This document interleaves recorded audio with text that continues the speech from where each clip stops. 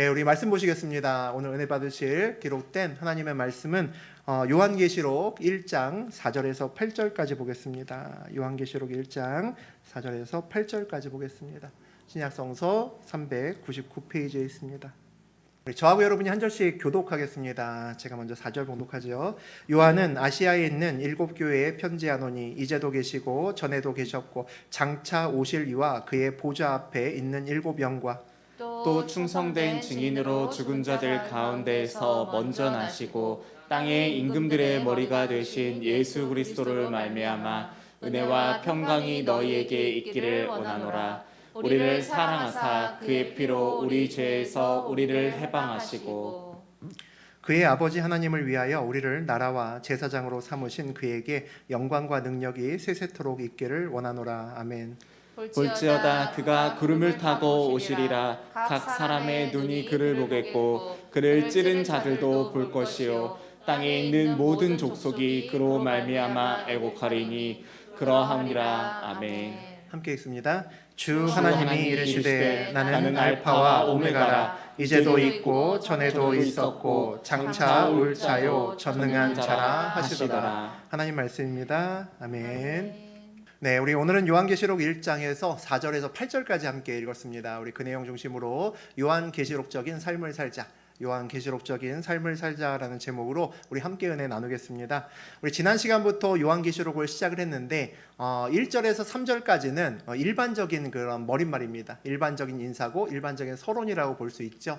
그리고 이제 오늘 나눌 4절에서 8절까지는 이 요한계시록의 주된 내용 중에 하나가 7교회에 보낸 편지입니다. 7교회의 편지를 쓰는 자의 입장으로 또 7개의 교회의 입장에서 본 머릿말 또 인사말이라고 보시면 되겠습니다. 그게 오늘 함께 읽으신 4절에서 8절까지입니다.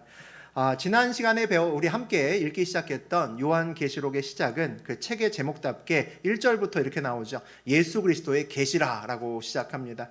요한계시록은 하나님께서 계시 또는 묵시라 그랬죠. 덮어놓으신 것, 감추어놨던 것을 이제 드러내시는 책이다라고 하는 것이 요한계시록의 이름입니다. 그런데 하나님의 계시는 모든 사람에게 밝히 드러나서 모두 다 그렇구나 알 수 있는 형태로 계시되는 것들도 있지만 보통 계시와 묵시는 드러난다고 해도 그렇게 드러나지 않습니다. 비유와 다른 언어들로 보통 계시되기 때문에 믿음이 있는 자들, 믿음의 분량만큼 그 책을 통해서 하나님 나라의 이야기를 이해하고 깨달을 수 있는 것이 하나님의 계시의 특성입니다. 그래서 요한계시록은 어느 책보다도 심도 있게 앞으로에 일어날 일들과 이 세상의 마지막 날들에 대해서 계시하고 있기 때문에 비유와 상징 언어가 굉장히 많이 있다라고 말씀드렸습니다. 그러니까 해석도 어렵고 또 내 마음대로 해석을 할 수 있을 가능성이 굉장히 높은 그런 책이죠. 그럼에도 불구하고 요한계시록이 우리에게 너무나 소중한 이유는 참된 진짜 신앙을 정말 잘 가지기 위해서는 건강한 종말론을 가지고 있어야 되기 때문입니다. 요한계시록을 마음대로 해석하며 이단이 판치는 세상에서 우리가 믿음으로 확신을 가지고 중심을 지키기 위해서 또 요한계시록을 우리가 잘 읽고 또 이해할 수 있어야 되기 때문입니다. 말세에서 그 끝으로 치닫고 있는 이 세상에서 저하고 여러분이 살고 있습니다. 이 마지막 때를 살아가는 사람이 어떤 마음으로 이 시대를 살아가야 될까, 또 그것에 대한 이야기를 많이 다루고 있는 것이 요한계시록입니다. 오늘도 그 이야기로 함께 은혜에 나눠보도록 하겠습니다. 네, 우리 4절에서 6절까지 다시 한번 읽어보죠. 요한은 아시아에 있는 7교회에 편지하노니 이제도 계시고 전에도 계셨고 장차 오실 이와 그의 보좌 앞에 있는 7영과 또 충성된 증인으로 죽은 자들 가운데에서 먼저 나시고 땅의 임금들의 머리가 되신 예수 그리스도로 말미암아 은혜와 평강이 너희에게 있기를 원하노라. 우리를 사랑하사 그의 피로 우리 죄에서 우리를 해방하시고 그의 아버지 하나님을 위하여 우리를 나라와 제사장으로 삼으신 그에게 영광과 능력이 세세토록 있기를 원하노라. 아멘. 요한이 이 편지를 쓰는 대상이 이제 아시아, 소아시아의 7교회다라고 나와 있습니다. 다음 시간부터 우리 그 교회 하나하나씩을 우리 함께 볼 거고, 나중에 언제 기회가 돼서 우리가 혹시 선교 여행이나 또 성지순례로 터키를 가보게 된다면, 오늘날 터키거든요. 소아시아가 거기서 7교회를 볼 기회가 있을 겁니다. 그런데 7교회가 보통 가서 보면 터만 남아 있거나 진짜 뭐 그냥 거의 다 쓰러져가는 돌무더기 남겨놓고 이것이 무슨 사대교회다, 뭐 빌라델피아 교회다, 뭐 이렇게 얘기하기 때문에 사실 생각보다는 감흥이 없습니다만 어쨌든 저 지역은 오늘날의 터키 지역입니다. 요한계시록에서 그 많은 교회 중에서 7교회에게 왜 굳이 썼을까? 꼭 집어서 7교회를 딱 지정해서 썼거든요. 이 교회에 이 요한계시록이 쓰여질 당시에는 무수한 교회가 있었는데 왜 꼭 이렇게 7교회를 찍어서 이렇게 썼을까라는 생각이 듭니다. 그것이 그냥 쓴 것도 아니고 또 우연도 아니다라는 것을 우리가 알아야 되겠습니다. 요한계시록에서 아주 선호하는 숫자들이 있는데 여러 가지가 있습니다. 뭐 12도 있고 넷도 있는데 그 중에 아주 대표적인 것이 하나가 7입니다. 7이라는 숫자를 요한이 굉장히 좋아하고 또 성경적으로 7이라는 숫자는 보통 충만한 숫자라고 부릅니다. 충만한 숫자라고 부르죠. 또 온전한 숫자라고 얘기할 때 7이라는 용어를 씁니다. 왜 7이 그렇게 충만하고 온전하냐라고 누군가 묻는다면 그렇게 대답하시면 됩니다. 하나님께서 창세기에서 세상을 7일간 창조하셨다는 거죠. 그래서 그 7이라는 것이 7일 동안 세상을 온전하고 완벽하게 창조하셨잖아요. 그래서 7이라는 것은 온전함과 충만함을 이야기를 합니다. 여기에 이제 충만함의 개념이 훨씬 더 많이 들어가 있는데 그 이유는 7일 동안 하나님께서 이 세상을 창조하셨지만 6일 동안 창조하시고 하루를 쉬셨거든요. 그러니까 세상을 창조하기에 하나님께는 7일이라는 숫자가 너무나 큰 숫자입니다. 하루에 여유가 있는 숫자죠. 그만큼 아주 충만한 숫자라고 하는 것이 7이라고 보시면 됩니다. 그러니까 또 다른 말로 다른 성경에서 보게 되면 7은 어떤 일을 완성하는데도 굉장히 충분한 숫자입니다. 뭐 예를 들어서 이스라엘 백성들이 요단강을 건너서 첫 번째 치루었던 전투가 여리고성 전투입니다. 다 아시죠? 여리고성 어떻게 무너뜨렸습니까? 7바퀴 돌아서 무너뜨렸습니다. 그러니까 그 튼튼하고 견고한 성도 7번 돌고 마지막 7일째 날에 또다시 7번 돌므로 완전히 무너졌죠.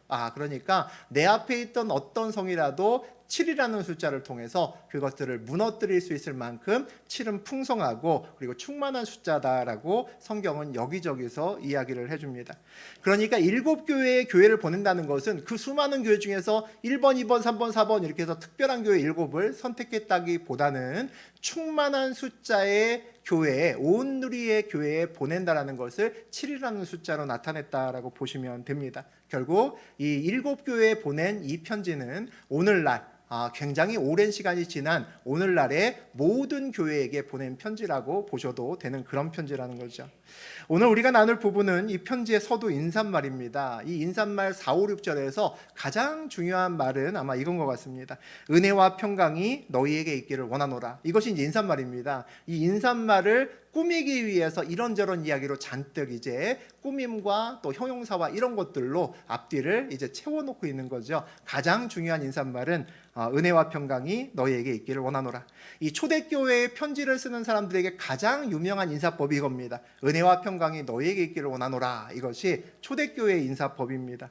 인사는 그 시대 상황을 반영을 하죠. 우리 한때는 우리나라에서 그런 인사가 유행이었습니다. 옛날 얘기지만 밤새 안녕하셨습니까? 이게 유행이었던 때가 있었죠. 그때가 어느 때입니까? 전쟁통입니다. 내일이 어떻게 될지 모르는 거죠. 야, 오늘 살아있구나. 오늘 얼굴 보니까 살아있구나. 밤새 별일 없죠. 이게 이제 인사였다는 겁니다. 또 어떤 때 우리나라의 인사는 어떻게 식사는 하셨습니까? 이런 인사가 있었습니다. 그때는 보릿고기가 있었던 시절이었고 먹고 살기 정말 힘든 시간이었죠. 지금은 우리가 다이어트 하느냐고 하루에 뭐 2끼 먹고 또 뭐 간헐적 단식도 하고 뭐 이렇게 하지만 옛날에는 없어서 못 먹었던 시절이 있었습니다. 그러니까 누가 밥 3끼 잘 먹고 다니면 그 사람 참 평안하구나 라고 생각했을 때가 있었죠. 그때는 만나면 어떻게 식사는 하셨습니까? 라는 것이 인사법이었습니다. 그러면 은혜와 평강이 있기를 바랍니다 라는 것은 어떤 때 인사하는 걸까요?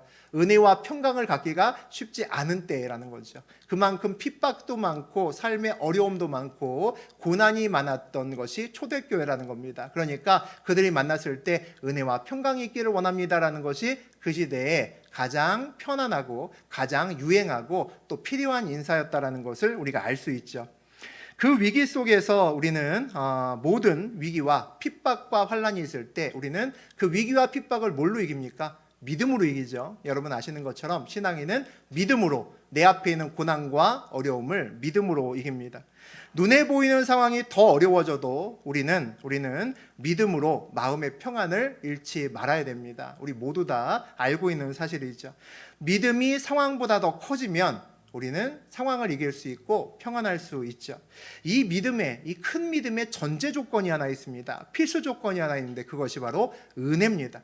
큰 믿음은 반드시 큰 은혜를 바탕으로, 큰 은혜를 필요로 합니다. 큰 은혜가 있을 때 그 은혜를 붙들고 우리가 큰 믿음을 발휘할 수 있는 거죠. 믿음은 밑도 끝도 없이 나오는 게 아닙니다. 하나님의 놀라운 은혜를 붙들었을 때 우리가 진짜 믿음을 발휘할 수 있죠. 그래서 핍박받는 초대교회 성도들은 늘 서로에게 은혜를 빌어주고 또 남의 마음속에 있는 그 사람의 삶에 있는 믿음의 은혜를 확인해야만 됐습니다. 은혜가 있어야만 살 수 있는 시대였기 때문에 은혜를 빌어주고 이 사람이 분명히 은혜 안에 있는 거지라고 서로 간에 확인할 필요가 있었다는 거죠. 이것이 그 인사입니다. 우리도 마찬가지죠. 이 세상에 살고 있는 우리도 마찬가지로 은혜가 있어야만 삽니다. 그러니까 우리도 삶을 나눌 때, 서로 간에 성도끼리 만날 때 요즘에 먹고 살만한지, 요즘은 뭐 사업은 잘 되는지, 월급은 올랐는지, 뭐 승진을 했는지 그런 것들만 확인한다면 세상 사람들과 다를 바가 없는 겁니다. 똑같다는 거죠. 우리는 거기에 머물지 말아야 됩니다. 신앙인은 반드시 은혜를 확인할 수 있어야 됩니다. 서로 만났을 때 상대편의 삶에 은혜가 있는지를 볼 수 있는 눈이 있어야 됩니다. 그리고 우리는 서로에게 늘 은혜를 빌어 주어야만 됩니다. 은혜가 필요한 시대에 역시 우리도 살고 있기 때문입니다. 은혜가 있으면 상황이 어려워도 우리가 믿음으로 이길 수 있습니다. 믿음은 은혜로부터 비롯되는 것이기 때문이죠. 인생을 살아가면서 은혜보다 소중한 것은 별로 없다라는 생각도 듭니다. 또 살아가면서 우리가 상황에 관계없이 평안을 누리는 것도 중요하죠. 그러니까 평강이 너에게 있을지어다 이런 인사를 하는 겁니다. 상황에 묶이면 늘 먹고 사는 것에 묶입니다. 또 사람에 대한 걱정에 묻혀서 우리가 살아갈 수밖에 없죠. 세상 근심과 걱정에서 놓여야 우리가 진짜 참 평안을 누릴 수 있죠. 또 한편으로는 우리가 영적인 것에 관심을 가지려면 내가 하나님의 뜻을 붙들고 진짜 나아가려면 뭐가 전제 조건이 돼야 되냐면 평안해야 됩니다. 평안해야 하나님 뜻이 무엇인지 관심이 있을 수가 있습니다. 내가 우리의 마음이 온갖 세상에 다 뺏기고 하루하루가 힘들고 오늘은 또 어떻게 먹고 사나, 내일 우리 아들 학원비는 어떻게 내나, 이것으로 내 마음이 가득 차 있으면 하나님의 뜻을 구할 수가 없습니다. 우리는 이 세상의 것에서 평안함을 누릴 수 있어야 하나님의 뜻에 진짜 관심을 가질 수 있고 하나님 뜻이 무엇일까 구할 수 있고 또 하나님이 말씀하실 때, 본인의 뜻을 말씀하실 때 귀를 열고 들을 수 있습니다. 그러니까 우리 마음이 정말 평안함으로 가득 찬 것이 우리 인생길에 얼마나 큰 축복인지 모릅니다. 이 평안함이 있어야 오늘 본문에 나오는 것처럼 이제도 계시고 전에도 계셨고 장차 오실 이가 우리 삶에서 보이기 시작합니다. 참 놀라운 말이죠. 그 말을 그대로 번역을 하면 이제도 계시고 전에도 계셨고 장차 오실 이라는 얘기가 무슨 얘기입니까? 과거의 하나님, 현재의 하나님, 미래의 하나님을 이야기를 하죠. 나의 모든 인생길에서 하나님께 초점을 맞추고 우리가 인생길을 걸어갈 수 있다라는 겁니다. 그리고 그분께 온전히 초점을 맞출 때 우리의 인생길에 또 은혜와 평강이 넘칠 수 있다라는 거죠. 보좌 앞에 있는 7 영도 평안의 뿌리가 됩니다. 우리 평안과 그리고 그 은혜의 앞쪽에 보면 보좌 앞에 있는 7 영이라고 나오죠. 7 영은 7 교회에 나름대로 하나씩 있는 어떤 영을 이야기하는 것이 아닙니다. 역시 그렇게 해석하는 것은 문자적인 해석이고 7이라는 숫자가 풍성함을 얘기하기 때문에 모든 교회에 임하는 충만하고 남음이 있는 영을 얘기합니다. 그 영이 뭡니까? 성령을 얘기하는 거죠. 그래서 7개의 영은 성령이라고 보시면 됩니다. 세상을 살면서 우리가 은혜 가운데 살아가고 평강 가운데 살아가면 인생 살만한 거죠. 내 앞에 어떤 일이 있어도 난 평안하고 은혜 가운데 있으면 그때 비로소 우리의 삶은 살만한데? 괜찮은데? 이런 삶이 됩니다. 그런 삶을 살기 위해서 필수 조건이 뭡니까? 성령님의 인도하심이라는 거죠. 내게 있는 은혜와 평강의 뿌리가 내가 아니라 나를 인도하시는 분, 그 하나님, 나의 과거, 현재, 미래를 인도하시는 성령 하나님께 그 뿌리가 있을 때 은혜와 평강이 나의 미래에도, 현재에도, 과거에도 계속 유지될 수 있다라는 것을 이야기를 합니다. 그러니까 우리의 삶에서 성령님의 인도하심이 느껴지는 것만큼 복은 없습니다. 우리의 삶에서 오늘 이 순간 오늘 하루가 내가 성령님과 함께 동행했어 라는 것이 확신 있는 사람은 내 앞에 있는 미래에 대해서 당당할 수 있습니다. 그 하나님이 내일도 모레도 글피도 나를 이끌어 가실 것을 내가 확신할 수 있기 때문이죠. 그 확신이 있을 때 진짜 참 평안이 저하고 여러분의 삶에 가득할 수 있습니다. 또 우리의 평안과 은혜는 오늘 보니까 죽은 자들 가운데에서 먼저 나시고 땅의 임금들의 머리가 되신 예수 그리스도께 또 뿌리가 있다라는 것을 알 수 있습니다. 이 세 가지 뿌리 중에 마지막이죠. 이것은 이제 시편에 보면 89편에 보면 비슷한 구절이 있습니다. 그 구절을 인용을 해서 오늘 요한계시록에서 요한이 다시 한번 인용해서 쓰는 겁니다. 그러니까 밑도 끝도 없이 갑자기 이렇게 쓴 글이 아니라 오래전부터 구약성서에서 기록되어 있는 말씀을 다시 예언의 말씀으로 끌어 썼다는 겁니다. 죽은 자 가운데서 먼저 나셨다는 것은 첫 번째 피조물이다 또는 모든 피조물의 어떤 시작이 되신다 이런 의미도 있죠. 그런데 이것을 뛰어넘는 이야기입니다. 인생에 있어서 저하고 여러분의 인생에 있어서 가장 큰 괴리감과 단절이 뭡니까? 사망입니다. 그래서 우리는 사망 이유를 얘기하는 거 별로 안 좋아합니다. 이 교회에서나 잘 얘기하지 세상 사람들을 만났을 때 죽음에 대해서 얘기하면 아주 싫어합니다. 우리 술 마시다가도 술맛 떨어진다 그러죠. 그런 얘기 하면 안 되는 겁니다. 서로 간에 죽음에 대한 이야기는 서로 하지 않습니다. 그런데 하지 않는 이유가 너무나 큰 괴리감 때문이죠. 얘기를 해도 알 수도 없고 죽음 이유를 뭘 안다고 얘기해봐야 아무 깜깜한 밖에 나눌 수 없기 때문에 아무도 이야기하지 않습니다. 우리 인생길에 가장 큰 걸림돌이 죽음임을 모두 다 알고 있죠. 삶과 죽음으로 명확히 갈라져 있는 인생에서 죽은 자들 가운데서 먼저 나셨다라고 이야기를 합니다. 이 무슨 얘기입니까? 완전히 새로운 세상의 시작이 되었다는 거죠.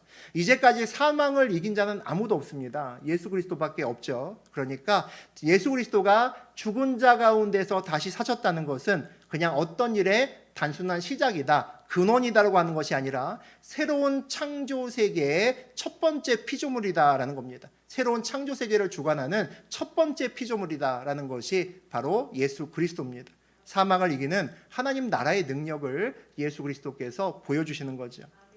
예수님이 죽은 자 가운데서 살아나셨다는 것을 우리가 부활이라 그러죠. 부활은 사망을 이겼다라는 삶의 선포, 또 영적인 선포가 됩니다.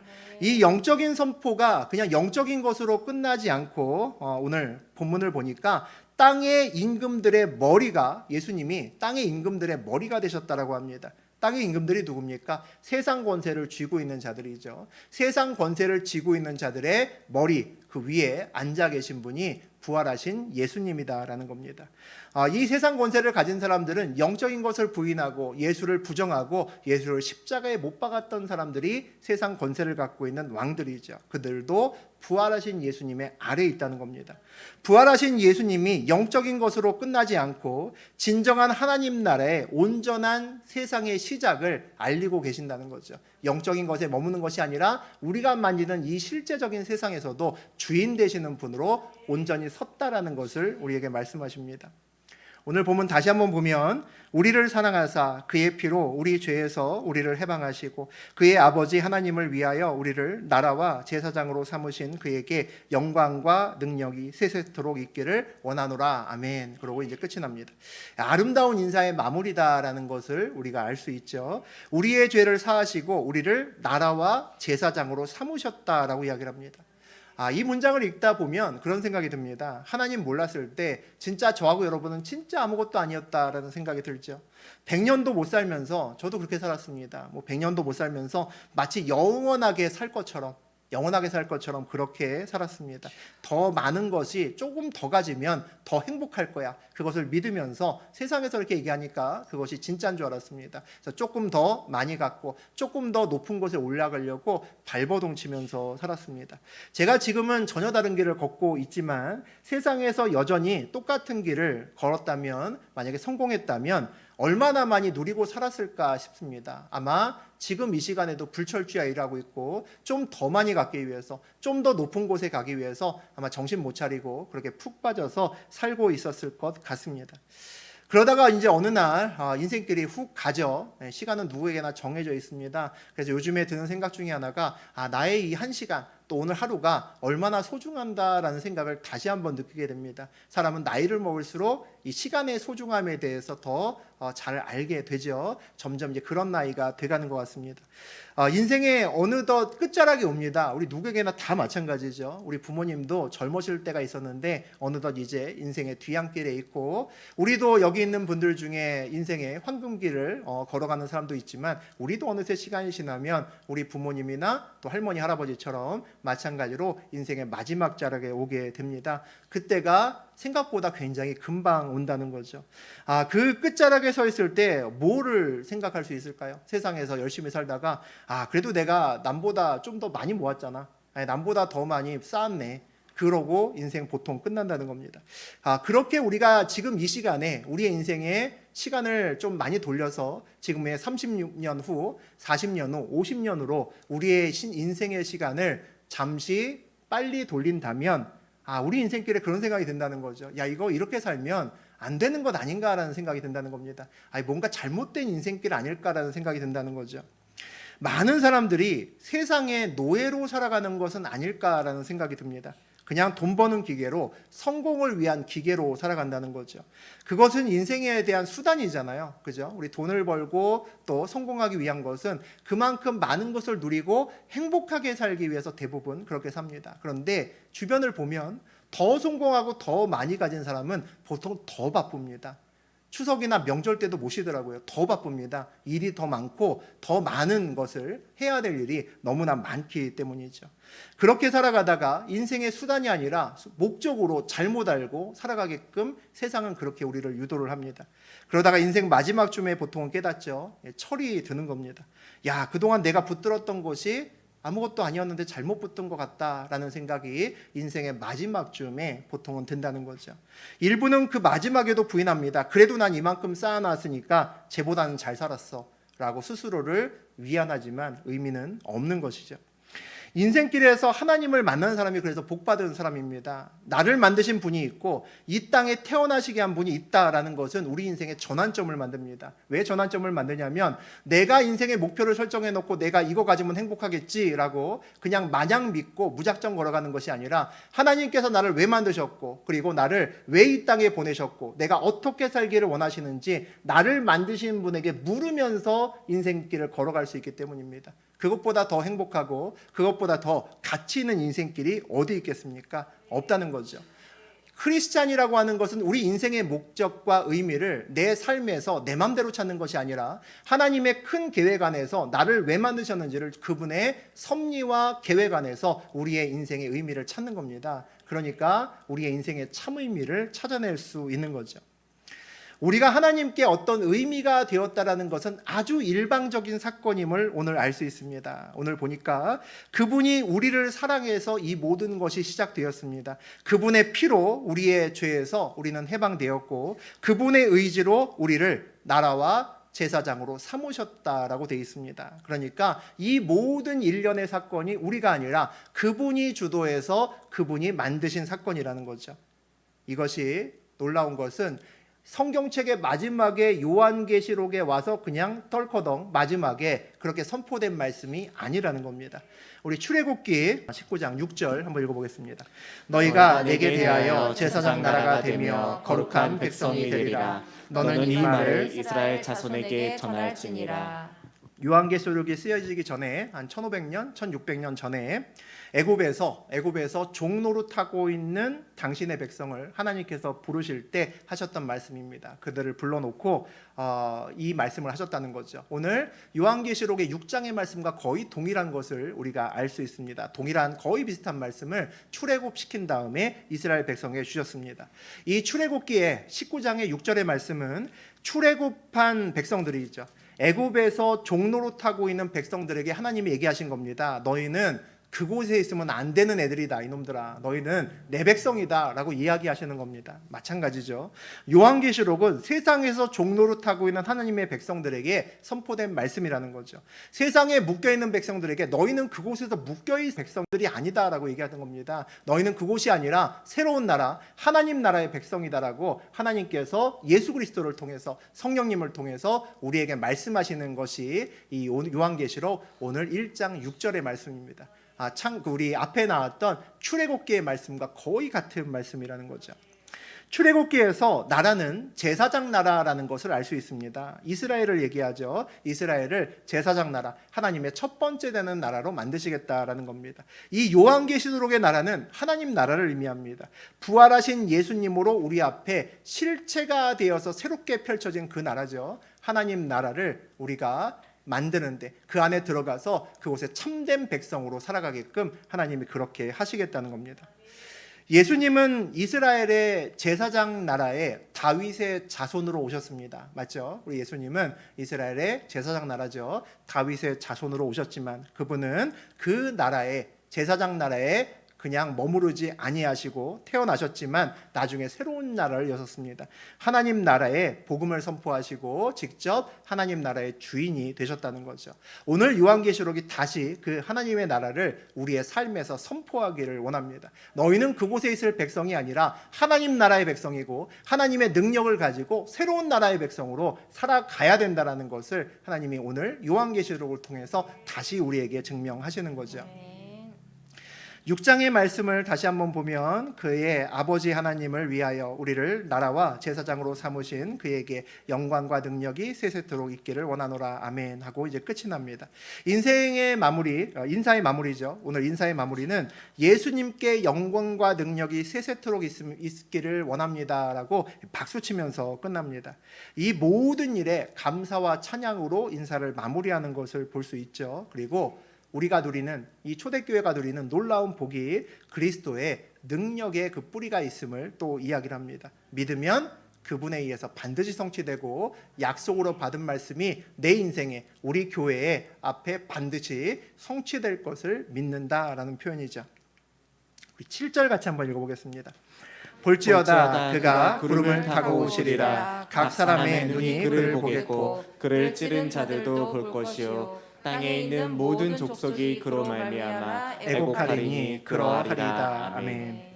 볼지어다 라고 되어 있습니다. 그다음에 놀라운 말씀이 있죠. 그가 구름을 타고 오시리라 라고 되어 있습니다. 구름을 타고 예수님께서 오신대요. 7절도 뜬금없이 그냥 요한이 가만 생각해 보니까 하나님이 그냥 오시진 않겠지? 구름 타고 오실 거야 라고 해서 그냥 쓴 글이 아닙니다. 이것도 마치 이전에 그와 같은 말씀이 있기 때문이죠. 마구 그냥 요한이 썼으면 요한도 이단이겠죠. 우리 다니엘서 7장 13절과 스가랴서 12장 10절 읽어보겠습니다. 내가 또 밤 환상 중에 보니 인자 같은 이가 하늘 구름을 타고 와서 옛적부터 항상 계신 이에게 나아가 그 앞으로 인도되매 내가 다윗의 집과 예루살렘 주민에게 은총과 간구하는 심령을 부어주리니 그들이 그 찌른 바 그를 바라보고 그를 위하여 애통하기를 독자를 위하여 애통하듯 하며 그를 위하여 통곡하기를 장자를 위하여 통곡하듯 하리로다. 이 두 가지 선지서들의 말씀, 대선지서와 소선지서의 말씀 두 가지를 합해서 우리 요한계시록의 7절의 말씀으로 이렇게 써 있는 겁니다. 선포됐다는 거죠. 예수 그리스도께서 그의 때에 구름 타고 세상을 오실 때 우리는 또 이때 어떤 마음가짐으로 세상에 있어야 될까를 생각할 수 있습니다. 오늘 성경을 다시 한번 보니까 땅에 있는 모든 족속이 그로 말미암아 애곡하리니라고 되어 있습니다. 이 애곡하는 자리는 회개의 자리를 의미를 하죠. 물론 1차적으로는 예수를 부인하고 배척하고 그를 찔렀던 사람들, 예수를 부인했던 사람들, 그리스도를 완전히 지금도 부인하는 사람들 많죠. 그런 사람들이 첫 번째 있어야 될 자리가 애곡의 자리일 겁니다. 하지만 그리스도인의 또 다른 삶의 자리도 역시 이 애곡의 자리에 있다라는 생각이 듭니다.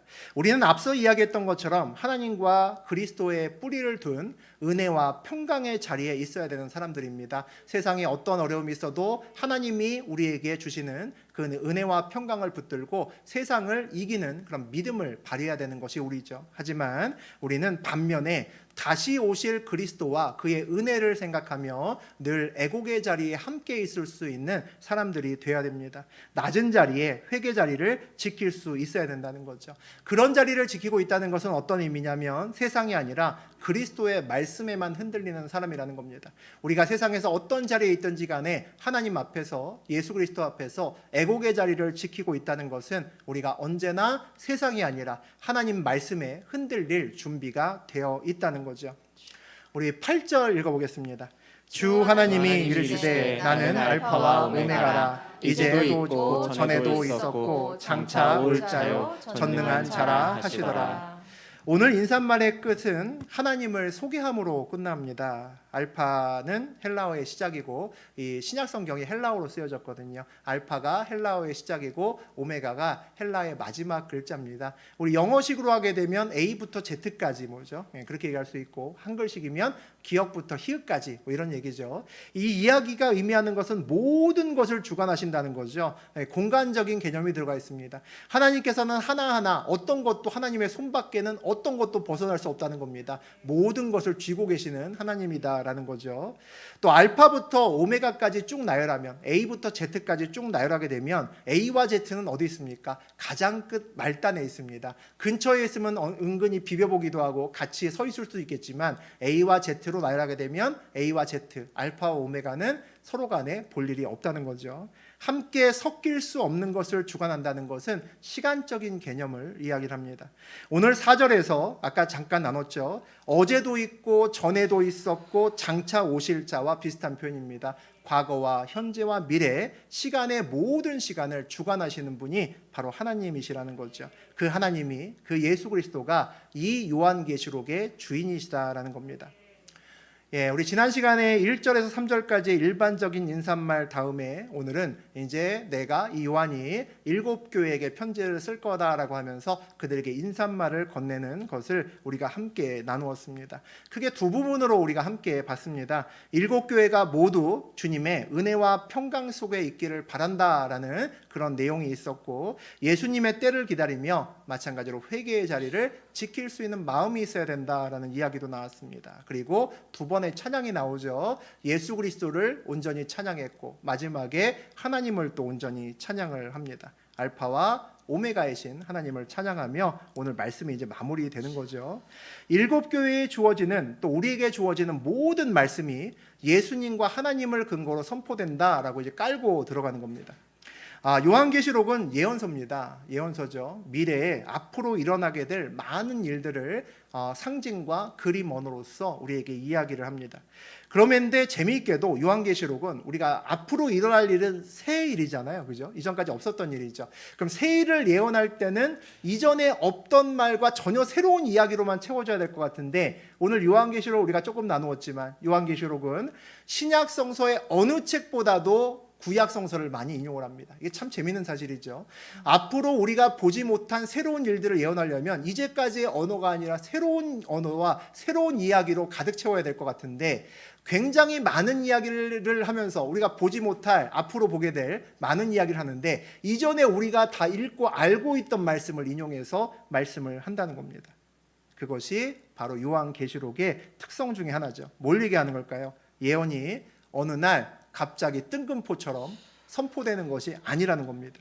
구약의 말씀을 근거로 그것이 신약시대에 또 우리의 다음 세대에 성취되는 것을 예언하는 것이 요한계시록이라는 겁니다. 그러니까 요한계시록은 새로운 이야기를 하고 있긴 하지만 그 이야기가 새로운 이야기가 아닐 수도 있다는 것은 구약의 말씀을 근거로 해서 성취됨을 우리에게 말하고 있기 때문입니다.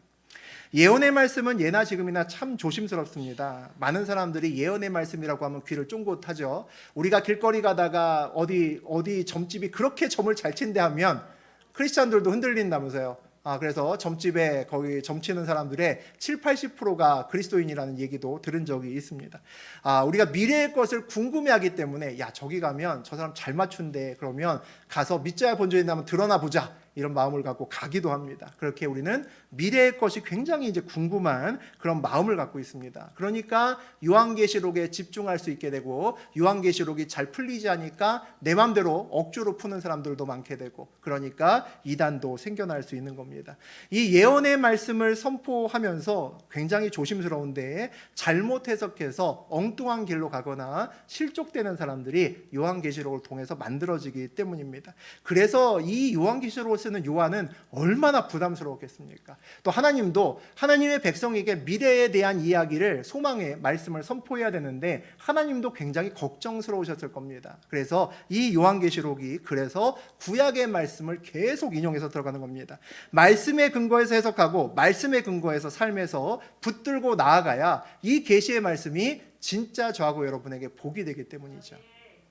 우리는 예언의 말씀이라고 하게 되면 자꾸 미래에 남들이 모르는 무언가를 알고 싶다라는 겁니다. 야, 언제 이 나라가 망하고 언제 세상이 어떻게 되고, 야, 쪽에 있으면 성경을 내가 읽다 보니까 공황이 온대, 뭐 이런 얘기들 하고 싶어 합니다. 그 일이 언제 일어날런지 알고 싶어 하죠. 그런데 반복해서 하나님이 말씀하시는 것이 있습니다. 때는 나에게 있기 때문에 너희들은 모른다는 겁니다. 그 말씀을 반복해서 하는 이유는 때를 알고자 노력하면 안 된다라는 것을 이야기를 하며 하나님의 주요 뜻이 그곳에 있습니다. 예언의 말씀이 선포되면 하나님께서 이 요한계시록을 통해서 우리에게 복을 주시기 위함이죠. 우리 지난 시간에 읽었던 3절 말씀 다시 한번 보겠습니다. 이 예언의 말씀을 읽는 자와 듣는 자와 그 가운데 기록한 것을 지키는 자는 복이 있나니 때가 가까우니라. 복을 받는 사람이 여러 사람이 있습니다. 앞으로 이런 일이 일어날 거야 라고 누군가 이제 선포하죠. 요한이 선포하죠.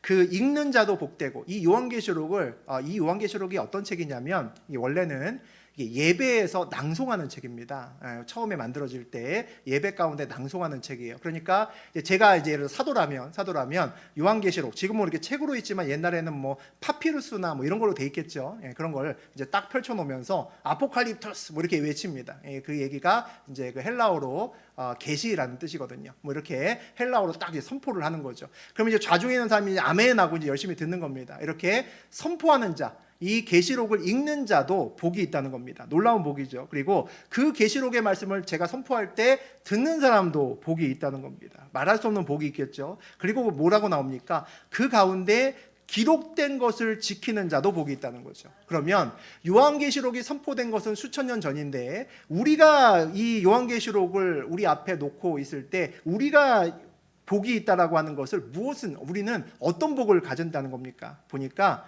요한계시록을 붙들고 지키는 자의 복이 우리의 복이라는 거죠. 2000년 전에 선포했던 그 기록된 말씀을 오늘 붙들고 지키는 자의 복이 요한계시록을 통해서 2000년 후에 우리에게 하나님이 선포하시는 복이라는 겁니다. 지키는 자의 복이 뭘까요? 우리 아까 봤던 출애굽기 말씀에서 너희는 제사장 나라가 되며 거룩한 백성이 되리라 그랬습니다. 되리라 뭡니까? 미래형이죠. 너희 앞으로 거룩한 나라가 될 거고, 하나님이 몇천 년 전에 너희는 앞으로 거룩한 나라가 될 거고 제사장이 될 거야, 앞으로 될 거다, 이렇게 미래의 말씀으로 소망을 주셨습니다. 오늘 요한계시록 6장에 보면 우리를 나라와 제사장으로 삼으신 이라고 나옵니다. 무슨 얘기입니까? 시제로 보면 뭡니까? 과거죠. 삼으셨다는 겁니다. 그러니까 구약 오래전에 몇천 년 전에 선포되었던 그 말씀이 오늘 요한계시록의 말씀으로 선포되는 이날 뭡니까? 성취되었다라는 거죠. 이것이 기록된 것을 지키는 자의 복입니다. 과거의 구약에서 선포됐던 말씀, 이미 선포되었던 기록된 말씀을 지키고 살아가는 자는 뭐를 봅니까? 그것이 신약시대에서 요한계시록에서 성취된 말씀으로 보는 겁니다. 이것이 기록한 것을 지키는 자의 복이죠. 그래서 여러분의 삶에서, 저의 삶에서 말씀을 살아낸다는 것은 이미 예언적인 삶을 살고 있는 겁니다. 우리는 말씀을 붙들고 살 때 이 소망의 말씀이 나의 삶에서, 또 나의 삶의 영역에서 성취되는 것을 우리가 눈으로 볼 것이기 때문입니다. 우리는 모두 다 말세를 살아갑니다. 저하고 여러분 말세를 살아가죠. 인생의 끝자락을 또 살아가기도 합니다. 요한계시록은 앞으로 우리가 나눌 요한계시록은 세상에 이런저런 환란이 있을 것이다, 또 이런 일이 있을 것이다 라는 것을 줄기차게 우리에게 예언합니다. 그때에 집중하는 사람이 많죠. 아까도 얘기했지만 그때에 집중하는 사람은 환란에 집중하는 겁니다. 앞으로 우리 세상에 이런 환란이 있대라는 환란에 집중하는 겁니다. 어리석은 일이죠. 우리는 종말이 선포되어도 하나님 나라를 바라볼 수 있어야 됩니다. 하나님 나라의 선포에 집중할 수 있어야 되는 거죠. 종말도 일종의 상황입니다. 우리는 더 이상 상황과 세상에 종노릇하지 않는 백성이다라고 하나님이 선포하셨잖아요. 우리가 믿음으로써 하나님 나라의 백성이라고 선포하셨죠. 그러니까 오늘 말씀처럼 상황과 상관없이 내일 종말이 올지라도 우리는 말할 수 없는 은혜와 평강이 나의 삶의 자리를 덮고 나의 자리에서 하나님의 나라를 경험하면서 우리가 온전히 예수 그리스도를 붙들고 살아갈 수 있다는 겁니다. 그것이 요한계시록이 우리에게 이야기하는 겁니다. 요한계시록은 지키는 자의 복을 우리에게 이야기합니다. 과거의 말씀이 지금 이렇게 성취된 것처럼 오늘 이 말씀도 너희의 삶에서 성취된다는 거죠. 그러니까 미래에 언제 일어날지 모르는 일들을 붙들고 그것들을 예언하는 일은 그것을 붙들고 고민하는 것이 아니라 그 말씀이 내가 오늘 삶으로 살아낼 때 성취됨을 보고 내가 오늘의 삶을 주님 안에서 신실하게 살아갈 수 있다는 겁니다. 그것이 요한계시록적인 삶이죠. 요한계시록을 우리가 미래의 일들을 함께 나누면서 오늘 나의 현재의 삶의 자리가 더욱더 곤고해지는 저하고 여러분 되시기를 주의 이름으로 축복합니다. 아멘.